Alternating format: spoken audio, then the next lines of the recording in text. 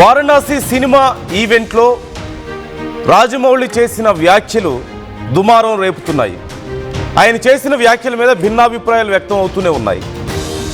ఆయన నాకు దేవుడి మీద నమ్మకం లేదు, ఆంజనేయ స్వామిని నా తండ్రి బాగా పూజిస్తారు, నా భార్య పూజిస్తారు, నిజంగా ఆయనే ఉంటే మరి నా ఇలా ఇన్ని ప్రాబ్లమ్స్ అయ్యాయా అంటూ ఆయన చాలా ఆగ్రహంగా మాట్లాడి చాలా బాధతో మాట్లాడినటువంటి మాటలు మనం విన్నాం.